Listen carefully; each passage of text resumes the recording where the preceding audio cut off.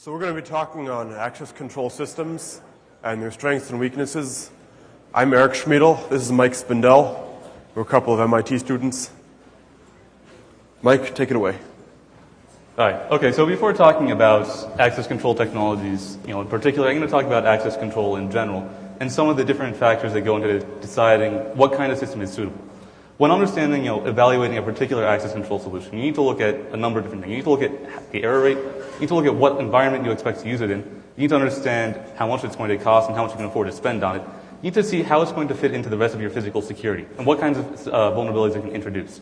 And certainly you need to look at any additional constraints introduced by the particular facility or situation. The error rate in an access control system is simply how often it makes a mistake. And in physical access control, it's divided into two types. You have false rejections and you have false accepts. The false rejection rate is frequently referred to also as the insult rate, simply because you're in some sense insulting a user by saying that they're not valid. Now, there's a clear trade-off between the two.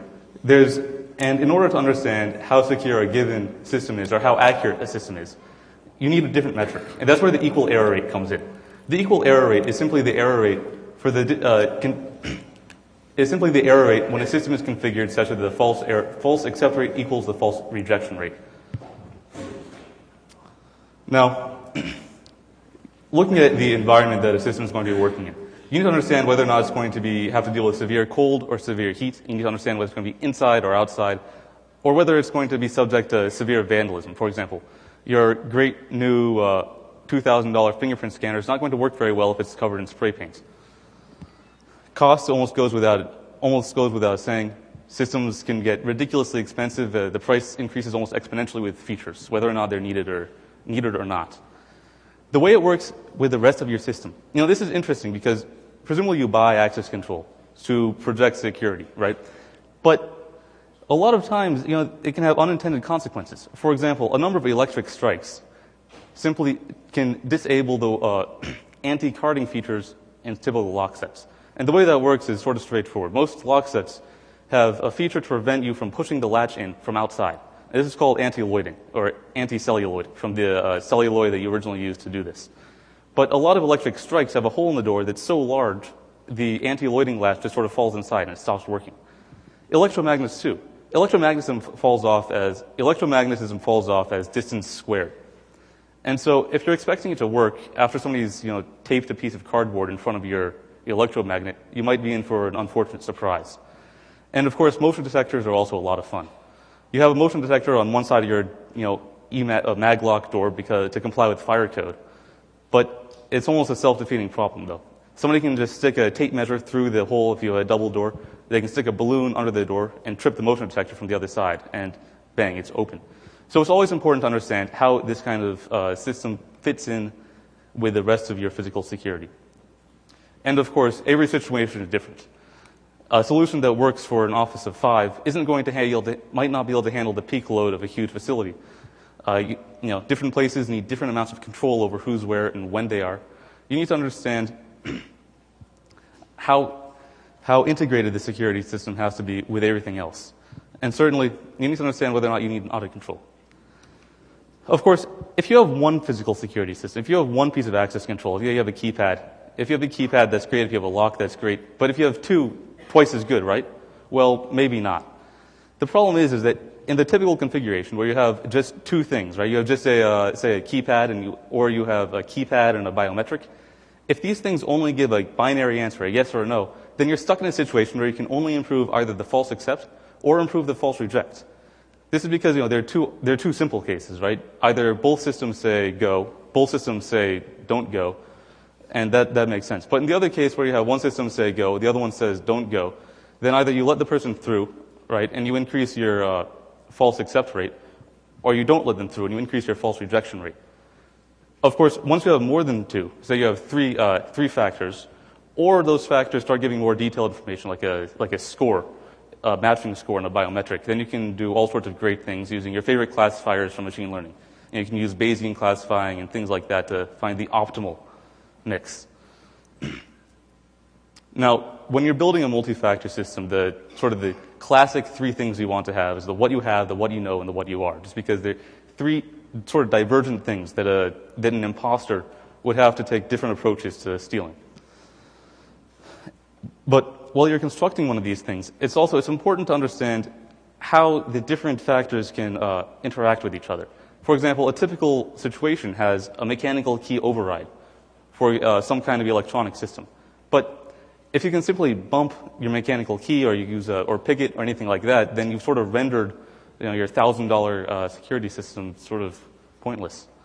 Centralized systems. Some systems are centralized. In all of these things, they basically produce a bunch of bits, and you're shoving them around a network. And we sort of all know the problems inherent in that. So not much more needs to be said. Now Eric's going to talk a bit about different categories of access control. Well, there's really four. You have guard-based, which is the simplest and the oldest, token-based, which we all use, knowledge-based, which is used on a lot of alarm systems, for example, and biometrics, which is used a lot in spy movies. Guard is the simplest and the oldest. It's really evolved from having a big beefy guy there with a club, to a big beefy guy there with a gun, to a big beefy guy there with a gun, a badge, and a radio checking photo IDs. It has a very low initial startup cost. It doesn't cost an awful lot to hire a guy for $9 an hour to sit there and look at photos. It's fast. It doesn't take very long to compare a photograph to a person in front of you. And it isn't very much affected by the environment, because if it gets cold, the guy can put on a heavy winter coat, and he probably won't get vandalized unless he falls asleep, in which case you should fire him anyway. Now, unfortunately, it's pretty easy to counterfeit ID cards. For the last couple of decades, teenagers have been shelling out a lot of money to get fake IDs to get themselves into bars before they're legally allowed to.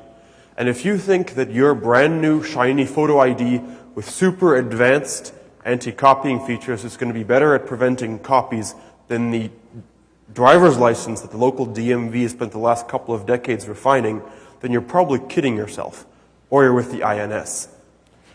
The other thing is, cards can get stolen. Dead easy. Guy gets pickpocketed, the bad guy cuts up the photo, puts in his own photo, just like in a James Bond movie, flashes it by the guard, no big deal. People can get complacent. Guards can stop checking photographs entirely. And of course, guards have salaries. This means that over 10 or 20 years, that $9 an hour can add up to a lot more than $5,000 for a brand new high-tech system would have cost you originally. Lastly, there's a story going around. A couple years ago, a base commander at some military installation in the gigantic U.S. military-industrial complex decided to check the security of his installation. So he called up 2 security contractors that were working for him. These were guys he'd known from college, guys he'd been drinking with, guys he knew he could trust. And he tells them to go down to the security office and pick up some new badges and tells them what the game is. They get their new badges, which are entirely legit, except for the photographs have been replaced with photographs of baboons. He wants to see how long it'll take the guy at the front desk to pick up on this alteration of the photographs. He figures it'll take him maybe a day or 2, at the most. Maybe a week. If it's a month, it's really scary, but it's not going to happen. It takes a couple of months, and it's only found when the guard who has some butterfingers that day fumbles and drops the card on the ground, reaches down to pick it up, and only then finally looks at the photograph and is like, whoa, something's wrong here. Now, I have no idea whether or not this story is true. I do know, however, that at the University of Westminster they did a study with a couple of students. 44 students went through supermarket checkout lines carrying the then newfangled credit cards with photo ID. And they told the supermarket checkers to either accept the ID or deny it based on the signature or deny it based on the photograph. The supermarket checkers therefore knew what was up. They knew they were doing a study. This was after hours. There were no other customers in the store. Overall, they failed just about 33% of the time. They weren't being completely careless. They weren't saying, it's a study, I'm here for the money, okay. Because half of them at least rejected a perfectly legitimate ID at least once. They were pretty paranoid guys. Unfortunately, that paranoia didn't help them because 34% of the time they accepted a completely wrong photograph. This was a photograph that the experimenters had selected of a person of the same race, of the same sex, but otherwise judged to be completely different from the student who is supposed to be carrying the ID.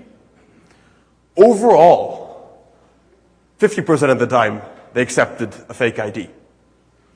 64% of the time, they accepted the ID if it had a similar-looking photograph. Let's face it, this isn't a terribly secure system. Next, I'm going to talk about tokens, or at least Mike is going to talk about tokens. Tokens. Tokens are what you have in the security triumvirate, if you will. They're great. They can keep them in your pocket, put them on your keychain. They can get lost. You can get stolen. They can be copied. They're great. Probably the oldest one that's still in common use today is the mechanical key. It's invented by the Egyptians 2,000 years ago. They're a lot of fun. They're very reliable in the general case. They don't even need power. If there's a power outage, you don't have to worry about fail secure versus fail safe. It's they keep working. They're a lot of fun. But on the other hand, they don't really have an audit trail. Certainly, there are some special lock sets that have an electronic sensor in the back that can tell whether the lock is open or closed and keep track of that. But most of the time, there's no audit trail there. They've got a lot of specific security issues. You can buy lockpicks on the internet and go pick them open. You can buy bump keys on eBay and bump them open. You can walk down to your neighborhood locksmith, buy a key blank for 30 cents and make a bump key with a file and bump them open. You can decode them with a thin piece of wire and measure the height with the pin stacks and understand, and then go down to your locksmith, buy a key blank, and then file an actual key and open them the right way. There are a lot of different special, targeted things that you can do to attack mechanical locks. They've been discussed really well elsewhere, and I'm not going to spend a huge amount of time on them. But I would like to talk a little bit about how these keys work when you have a big system of them. Because the interesting thing about mechanical locks is that every single lock not only has all the information necessary to open that lock inside of it, every lock also has a little bit of information about every other lock in the system, like everything else that's going on around it. And that can have a surprising effect. Certainly, Matt Blaze published a paper a couple years ago. It was caused quite a commotion. The locksmiths figured it out. They published it in a magazine in 1958. It managed to say sort of secret, sort of unpublished since then. But the problem is that a huge number of master key systems, one of the cardinal rules is that the top master key cannot share any pins with the change key. This is a particular style of master keying, but that's one of the cardinal rules of it. And so the thing is, if you have a change key and you have a lock, and you want to test every single pin, and check, okay, which other pin or which other key cut besides the one on this change key opens this lock. And you do that for every single pin, and by the time you've done it, you figured out where all the other second cuts are in your master lock, and you've got the top master key. Beyond this, you can also sort of take the locks apart if you can pick them, and then you can just sort of read the pin stacks inside of that, and you either have, at that point, the master key, or you have a master key that opens more doors than it should, but maybe not all of the doors. And you can accumulate multiple cylinders and more cylinders and figure out eventually what the actual master key is. And then again, you also have the colluding secretaries problem, right? Because, it's certainly not locksmithing best practice, but nearby doors often have nearby keys. And so if you have a secretary who's got a keychain for a set of offices, so she can handle mail and things like that, then those keys or that set of keys is going to give you a remarkable amount of information about the actual system. And if you have several secretaries from, say, different parts of the building all talking to each other about what's on their keyring, then all of a sudden you have a severely large amount of information about the way the system is structured that's been lost. And it can take remarkably few of these keys to actually get very, very close to the entire layout of the system. So it's a really